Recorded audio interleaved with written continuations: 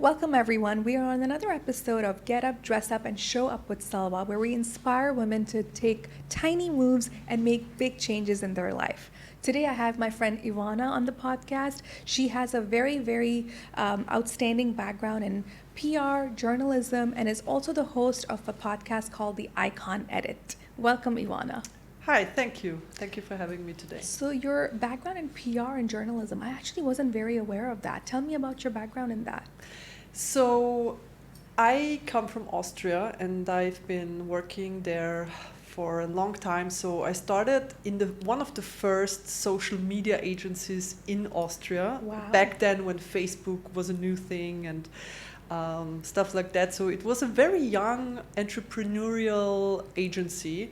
After that, I made a side quest to journalism. So I was working for one of the biggest Austrian newspapers, like the online section, which was also very nice. But then I got back into PR and I really loved it. I was self-employed for a long time. Then I was the PR spokesperson for an NGO. And then back again, I was self-employed. But when I came to Dubai almost 2 years ago, I realized that PR works totally different here than in Europe. Really? Okay. Yeah. So first of all, the wages here are insanely low.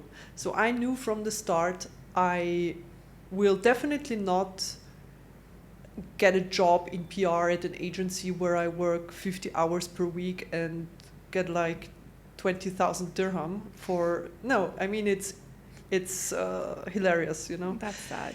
And then what I also realized is that PR works totally different here. So in Europe, or especially in the German-speaking part of Europe, like Austria and Germany and Switzerland, it's really about relationships. Yeah. You build relationships with journalists, with influencers, with all of those stakeholders, you know? Yeah.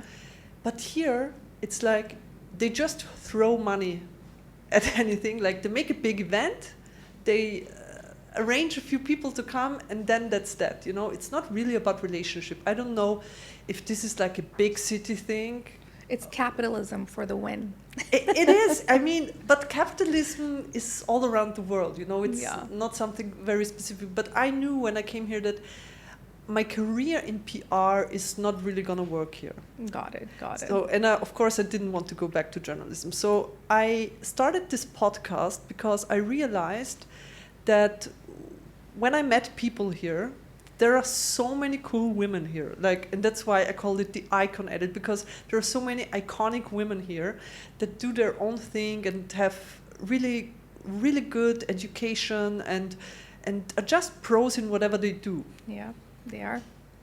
And you are probably inspiring women that want to make a move to Dubai, but they feel like they won't be able to because they're alone or they won't have a lot of backing. They have to be self-employed. So your podcast would probably make women feel like they can do it. If she can do it, I can do it too. So thank you for starting that. And I loved being a guest on there because some of the clips that you posted from our talk, it was eye-opening to a lot of people because I told a lot of truths about the real estate industry. That was so fun. You know, there's some things that we assume we know, but other people actually don't know because we think it's so common for us, but other people don't know. So yeah, thank you for that. Now, of course, you know, my platform is all about inspiring women to just make daily, you know, small steps that will help them change their lives for the bigger, better purposes. Now, getting up, dressing up, and showing up has always been my motto. How do you relate to it? What does this mean to you? You know, when you were on my podcast, you said something that really stuck with me, and it's be robotic about it. And this is something that I really try to apply to my life now, because sometimes, you know, when you wake up, you don't feel like or you don't have any, let's say you don't have any appointments outside of your little apartment or whatever, but I think it's still important to just get up, as you said, dress up, and just do, even if it's just 2-3 little things, write an email, write a to-do list, go for a walk, I don't know, just 3, it doesn't have to be a big thing that you achieve on every single day. Yeah. And I think that getting up and getting dressed, you know, and even maybe applying a little makeup and doing a little workout, even if it's just 10 minutes of Pilates or a 5-minute core workout or whatever, it just does so much with your brain. And, Yeah. and we are, I think that people, we are so habitual in what we are doing. I think it just takes 2, 3, 4 weeks maybe to get used to habit. And once you incorporate it in your daily life, it becomes just a new normal. It does. Yeah. And I think that's what it is. Like, it doesn't have to be this like really daunting, overwhelming task. Yeah. A small little thing. You can be in your PJs and working at home, Yeah. or you could just add a little pep in your step by completely, changing your outfit. Yeah. So I think that is very important. The reason a lot of people, I want to say women, but it applies to everybody. A lot of people procrastinate for doing that. Is there is a lot of self-esteem and confidence things that arise when you're dressing yourself. If things don't fit you well, or if you don't feel comfortable in your own skin to try on the outfits that you would actually like to wear. And I think that's why I want to really direct our conversation a lot to food today, because food is 80 to 90% of appearance, in my opinion. Working with personal trainers and everything that I have done, trying out new workouts in the last 10, 15 years, I have done so many things. Until I changed my food, I didn't feel good about my body. So what is your experience? Because I know you're very much into fitness and health, and you share your food, and the amount of effort you put in your food is very inspiring. So share some more about your thoughts on that. To be honest, before I moved to Dubai,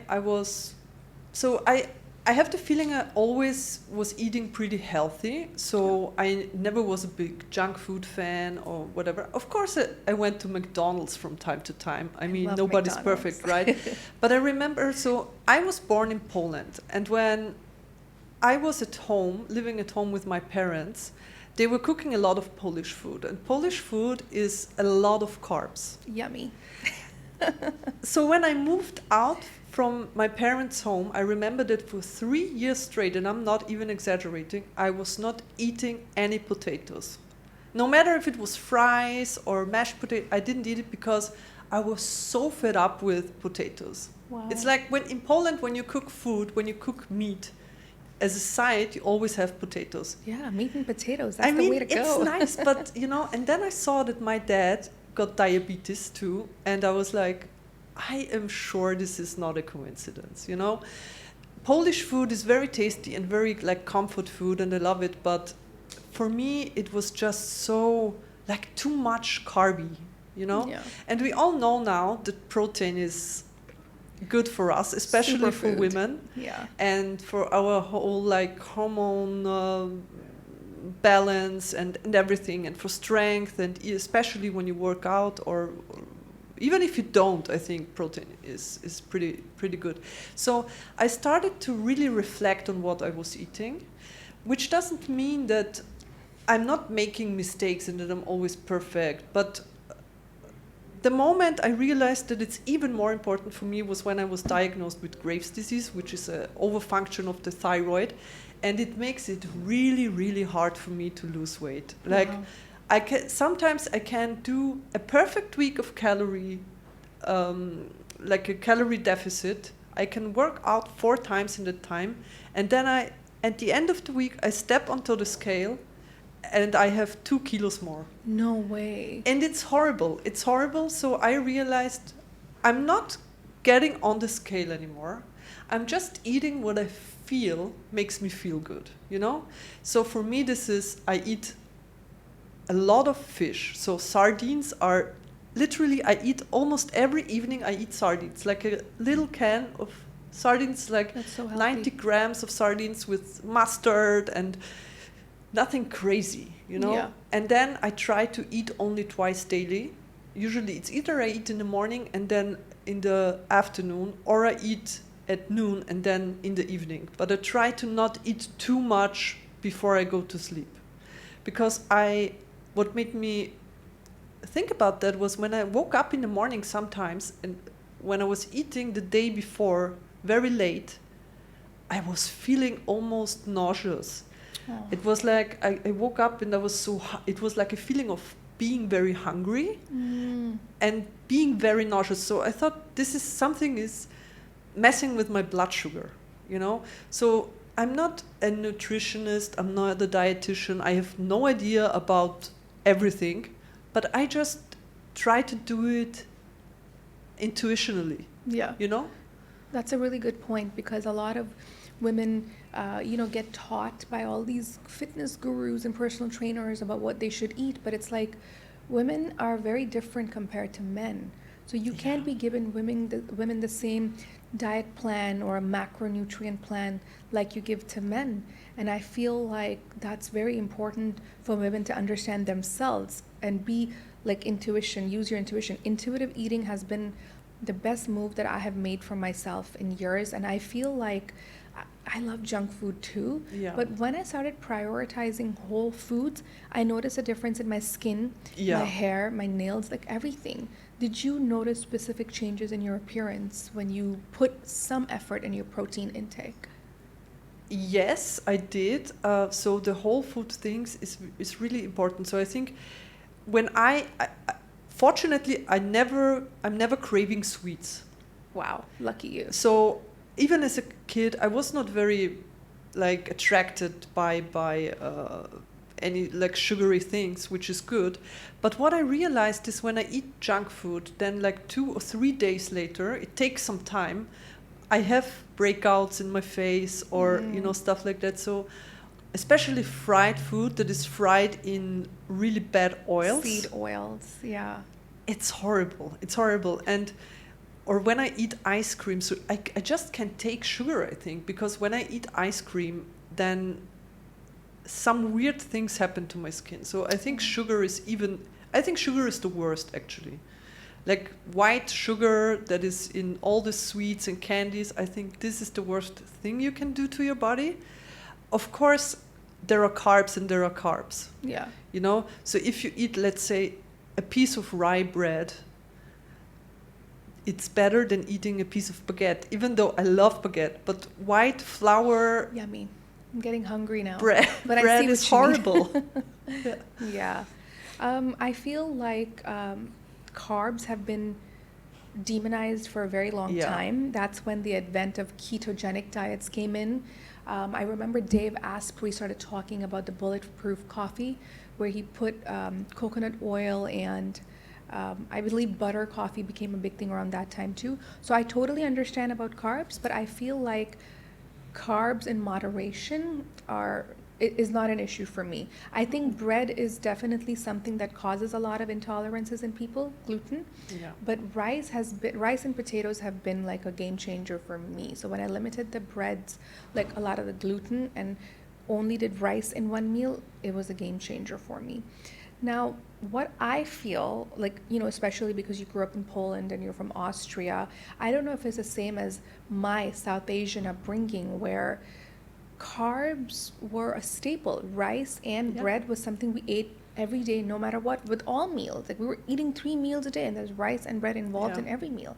Now, what I find very interesting is that our parents, maybe your parents too, they learned about how bad fats are for our diet. Yeah, this is such. Like, I believe it was the 1970s, early Yeah. 1980s, where it was the advent of like agriculture. There was a lot of farming going on, a lot of corn. Cornflakes were advised as Yeah. a good health food for Yeah. breakfast. And people were said, don't eat butter. Butter is really bad for you, but eat margarine or like This or is like horrible. olive oil, palm oil, canola oil became like a big thing. And Yeah. now in the early 2020s, we started to see how bad those oils are for you, how bad seed oils are for Yeah. your gut health. And butter, bacon, eggs, red meat were demonized for so many years, but in actuality, now we learn that diabetes and all of these diseases that came about, they were the cause of having potatoes deep fried and, canola oil and a lot of bread and a little thin, tiny red hamburger. So you're demonizing the red meat, but in actuality, it's all these other things that caused all this disease in people. What's your view on that? Yeah, so I remember a time so I think even like my mother-in-law still believes that butter is not good and fats are bad, even though she's a doctor. So even they were schooled on what's not good, and Wow. butter was obviously the arch enemy, which is crazy to me. So we now know Yeah. that's not the case, right? So I think it took a very long time to find out what's good and what's not, which is also, I think, a consequence of the whole food industry. You know, recently I saw, unfortunately I can't remember who it was, but there's a woman on Instagram, she said the 3 meals per day is actually an invention of the whole food preservation Yes, industry. I agree. Because, you know, when you look at back when people started coming out of the caves, they didn't eat 3 times a day. They were intermittent Sometimes fasting they for even, very long hours. sometimes they were even eating only 1 time per day. Correct. Or even sometimes, if it was very sparse, the food, then it was once every 2 days. Correct. And I think the 3 times daily was just a marketing thing from the food industry. Yeah, You know, when big all food this and big canned pharma. soups and the frozen foods came around. So I think we should go back to those times where we eat when we're hungry, and not just because someone told us that eating 3 That times it's daily time is to eat now. Yeah, Yeah. like what is this, you know? Of course it's nice to have a regular food intake, especially when you have kids and a family. It's nice to sit around the table and have a meal together, but that doesn't mean necessarily that you have to do it every day. I agree with you. And you know, very recently, I want to say within the last 5 years, a lot of people have been starting to believe in intermittent fasting. Mm-hmm. And there is a lot of doctors that did studies on the art of autophagy. So Mhm. autophagy is the mechanism in our body where your body eats its own dead cells. Yeah. So the body actually has a maintenance protocol to remove the dead cells or feed on extra unwanted fat cells, for Yeah. example. And a lot of people did intermittent fasting like it was a fad, but in actuality, that's how our body works. That's how our ancestral eating worked. They would kill like an animal and they would eat that nose to tail and then not eat for maybe 20, 24, sometimes even 36 hours. Yeah. So in that period that you were not eating, your body had time away from digestion. Because you know, when you're eating all the time, you're digesting all the time. So if you fast, your body has time to do the other maintenance things Yeah. for your body.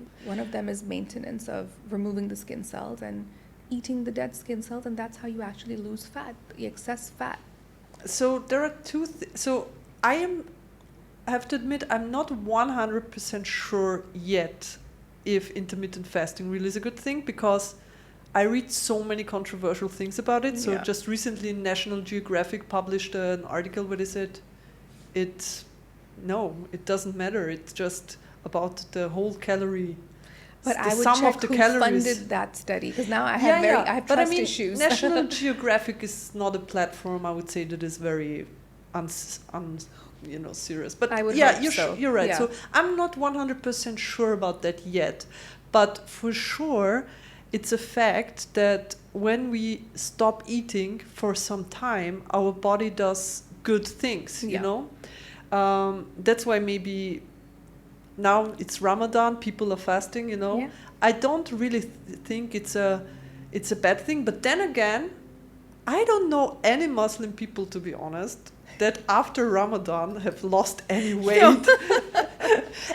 And the other thing is, I'm not sure. I mean, obviously they do it for religious reasons and not for yeah. health reasons or whatever. So I'm not saying it's bad.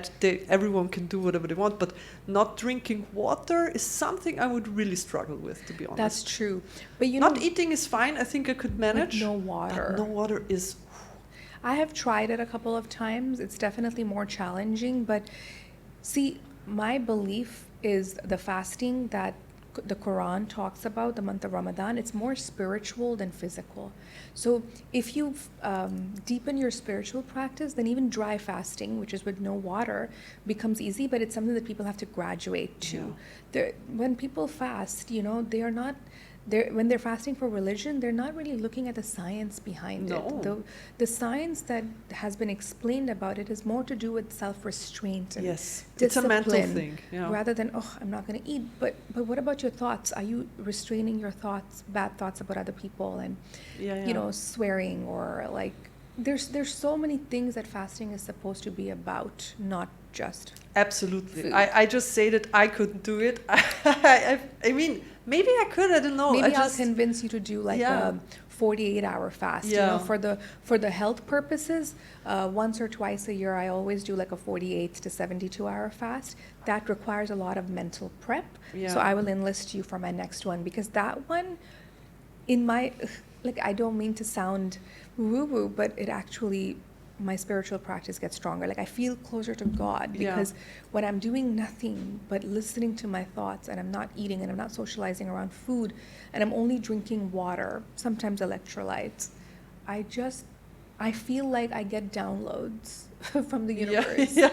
That I my mean, mind I'm is sure. actually listening, you know? It's Yeah. pretty cool. I'm sure, and it's so funny because before I came here today, I recorded an episode for the Candid with a expert on emotional eating, and Wow. I mean, when you look at that, when you start eating only when you're hungry, and listen more to your body and what it says to you, I think we all would be healthier. But emotional eating is a thing. So for instance, I love to eat just out of boredom. So sometimes when I'm in the evening, I'm at home, my husband's not here, I have nothing to do, then I'm like, let's see what the fridge has to A offer. lot of women are like that. I'm the same. And I should really stop because I'm not hungry, you know? And then when you're hungry, you should maybe just take a second and reflect, am I really hungry, or is it emotional hunger? But it's fun Yeah. to watch TV and eat. I know. And this is like, it's a horrible habit actually, but yeah, what to do? Nobody's perfect. And I mean, we are all think- human beings. And don't forget, here in Dubai, we have such a vast amount of accessibility to food. I mean, so you sit on easy. the couch, you can get within like 10 minutes, you can get at any time. It No. doesn't matter if it's 4 in the morning, 4 in the afternoon, even now during Ramadan, where you would assume that people are restricting the eating, but still, No. you see the Kareem and Noon drivers on the Within street 10 the whole minutes, time. anything Yeah. I crave can be at my footstep. And I love that, but I also hate that. And I think that's why about, a few months ago, I started my Manjaro Yeah. journey, my GLP-1 journey. And I think until I took that, I didn't realize how much Food my noise. thoughts were about Yeah. food. It was always about, what am I going to eat next? Or what should I snack on? Or how many calories will this Oh, be? yeah. I know. And it's now I don't even remember I would that love I that haven't for me, eaten. but I can't. Just because of my thyroid disease, I cannot take Yeah. Manjaro. I would be That's like so the first in interesting. line to Yeah, like really. and actually it's been a game changer for me because my Yeah. sleep has improved. I'm not eating candy. Like, I love sugar. I Yeah. love a Snickers bar or a Kit Kat bar like once or twice a week. I would that's a normal thing for me, like while I'm watching a TV show. Yeah. But now it doesn't even occur to me that I have so much candy at home. Mm-hmm. I love Skittles, like something sour. Yeah. And I don't even crave it anymore. If That's so I good. do have it, I'll have one or two pieces and then I'm done. Yeah, that's so good. So I it's been wish a I game could. changer. It would help because obviously I'm struggling so much with weight. You look really great. Thank you, but I have since exactly 1 year I have gained 13 kilos. No way. Yeah, it's That's insane. a Dubai thing. It's not a Dubai thing. I'm telling you, it's because of my thyroid thing. Because I was over medicated for such a long time Oh man. that. So first I lost a lot of weight. Yeah. And that's where I realized that something's not right because I didn't change anything. So then I realized I have this disease. Then I got medication, and it was overdosed almost. Wow. So for half a year, I gained so much weight. But now I'm at a good, stable thyroid function. But to lose that weight is way harder than gaining it. Wow. Well, that's really hard. That scares me a little bit about our medical system and going to Yeah. doctors and stuff, because you're not the only person that has talked about a misdiagnosis or It was not a misdiagnosis. It was the problem is that this, in all fairness to the doctors that have doctors. treated me, this is really hard to get under control. Really? So you just have to try and error until you find the perfect balance of the medication. So it's not easy. So it takes 1-2 years sometimes, you know? Yeah. Yeah. Wow. So for all of the viewers that are watching us right now, if they wanted to start today with Yeah. a healthy eating pattern, what are Yeah. the 2 things they can do starting today? Like not wait till Monday. I would just say one of the biggest things I also see here in Dubai is cut out the sugary drinks. Like really people drinking Coke and Pepsi, they're all diet versions of these drinks. The orange juices, all the like virgin mojitos and the like So you're mocktails. okay with the zero, the Coke Zero and the Pepsi Zero? Yeah, 'cause that's I love totally those. fine. Yeah. They're totally fine. They have zero sugar, 0 calories. I mean, of course, obviously, it's not recommended to drink 6 of them per day. But if Yeah. you drink 1 or 2 per day, yeah. it's fine, you know? So I think this is the biggest thing because Even the coffee, the Spanish Yeah. latte, there's like 30 all grams this, of sugar. yeah, in and one then of like those. this caramel sauces and whatever in the coffee. That's I a think lot. that's the biggest thing, like the calories that you take in through drinks. It's kind of Yeah, ridiculous. so just Okay. stop it. If you, I feel that sometimes when I crave these drinks, I don't crave actually the sugar. I crave the bubbles. So That's fair. choose sparkling water. You know, I love sparkling that's water. way better. Or drink a beer. I don't know. No, I mean a small one maybe in the Yeah, evening. but you know what the funny thing is? You're so right. Once I started drinking only water and sparkling water in Yeah. my day to day, the weight just started falling off. Yeah. Easy. And I even see in- that especially, sorry to interrupt, but here, Yeah. especially in the Arab world, I see that because alcohol is not a thing for those people, it's on every menu there are these wonderful alternatives to alcohol, like these mocktails, but The these mocktails are things are crazy sugar sugary. bombs. They are sugar bombs times 10. It's insane.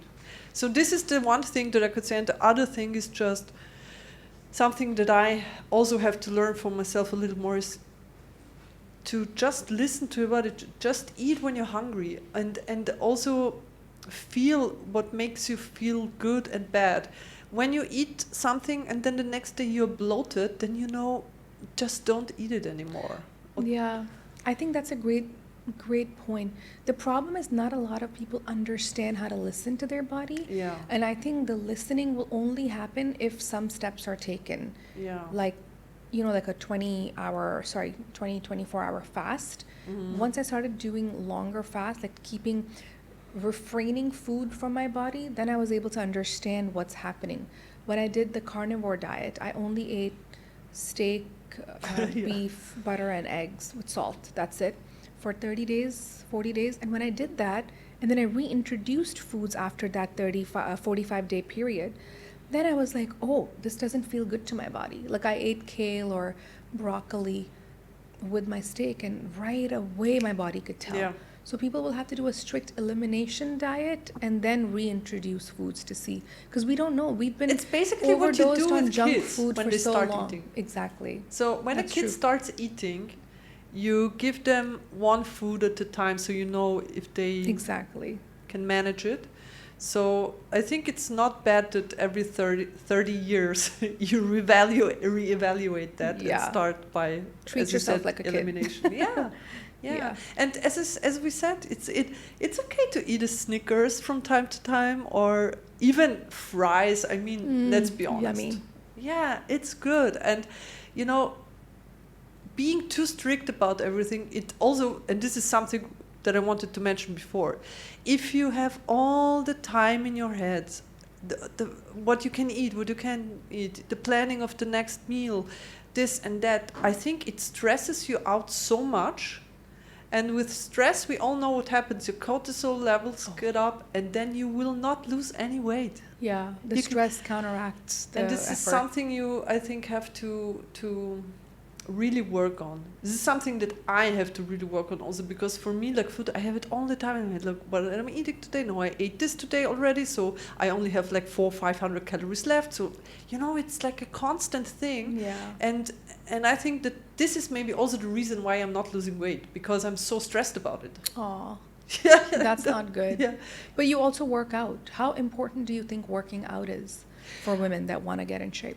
I think that working out is very important. So I don't think it's necessarily very important for losing weight. Obviously, of course, when you want to lose weight, it makes sense to move more, to like Yeah. burn more calories. But I think that, as we now know, for longevity reasons, it's very good to train your strength. Yeah. And I'm not a huge believer in cardio. I mean, of course, it's good to have a For heart health. but Yeah. I would say like 20% cardio, 80% strength. Strength.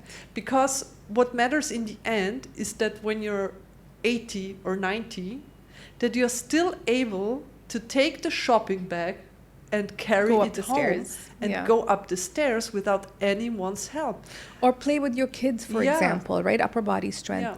Dr. Gabrielle Lyon, I'm going to share her stuff with you. She talks a lot about this, about how you shouldn't focus on losing fat. Like, people are obsessed with losing fat. Yeah. It should actually be gaining muscle. Yeah. Our goal should always be to gain muscle. And she says that after 30 and 40 years old, women lose muscle so fast Yeah. that their priority should always be strength training, Yes. high protein meals. So you gain muscle. Your your skeletal system, your musculoskeletal system has to be so strong that Yeah. that will prevent you from getting diabetes, number one. But number two, type 3 diabetes. Not a lot of countries talk about type 3 diabetes because they want to talk about Alzheimer's and dementia as a age-related disease. But in actuality, this is type 3 diabetes, Yeah. and it's totally preventable by strength training, high protein meals. And thank you, Dr. Gabrielle Lyon, because starting to watch you on your YouTube channel made me really emphasize on that protein journey and strength training. So I'll share some of those links Yeah. with you too. It's great. Absolutely, we should focus on that. And luckily in Dubai, we get a lot of sunlight exposure. Oh, What is yeah. your view on getting sun? I mean, I have recently learned, also through a guest on my podcast, that sunlight has such a big impact on sleep. Oh, yeah. And we all know that sleep is one of the 4 pillars of longevity. And not only of longevity, it's especially for women, it's one of the 4 important pillars when it comes to menopause and perimenopause. So the sunlight is so important to our biorhythm and to our overall health. And it's not only the vitamin D, but I think it's like, I have learned that there are receptors in our eyes that are only here to detect the sun, the light exposure.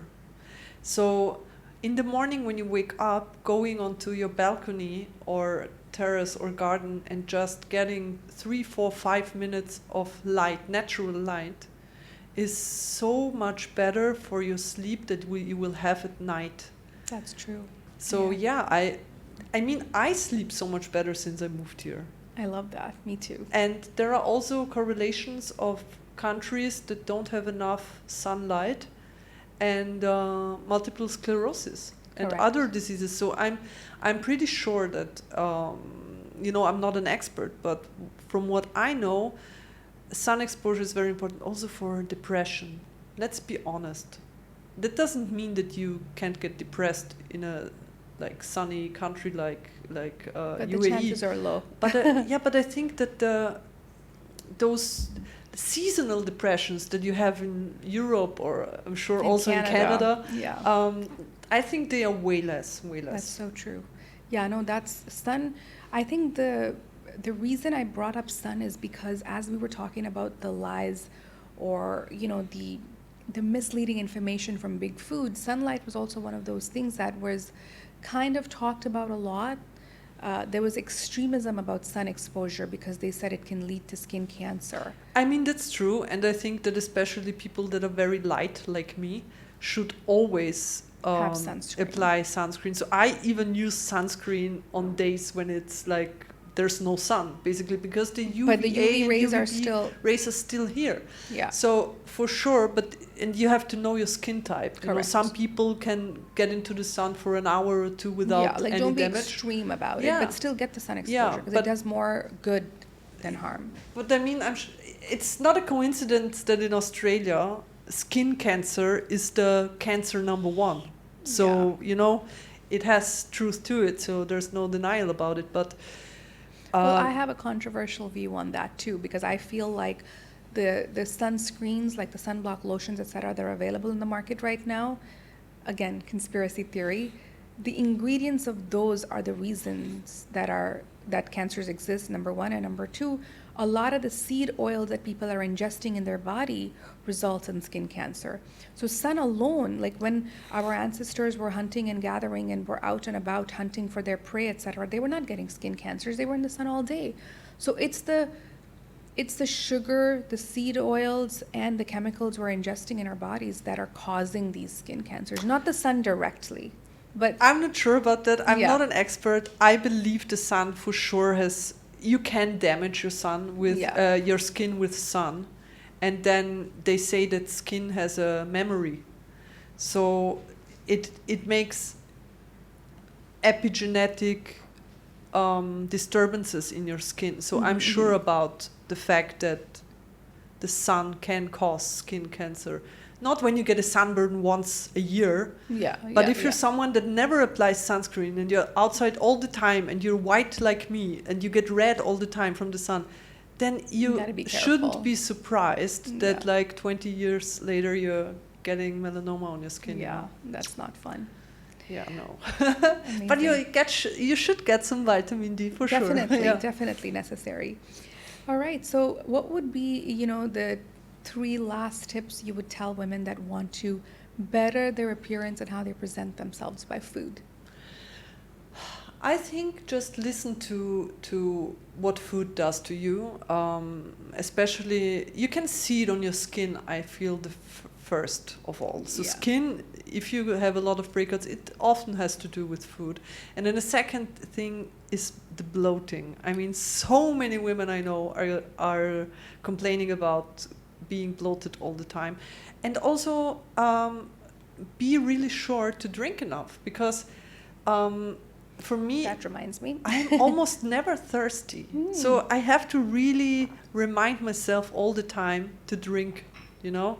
Really? Buy one of those, I don't know, trendy fun Stanley cups, fill it up with ice and water. And if you drink 1 or 1.5 of those at least, then you're good. That's true. Well, those are great tips, and they're also very easy to implement right away. Thank you so much for being on this podcast. Thank you. It was amazing. And we will actually put Iwona's other podcast link at the bottom in the show notes. So please go watch and support her other podcast as well. And thank you so much for coming. Thank you. It was so much fun. All right. And everybody that watched, please share in the comments what you liked, disliked, what you wanted to talk about more. But remember to get up, dress up, and show up no matter what. Have a great day.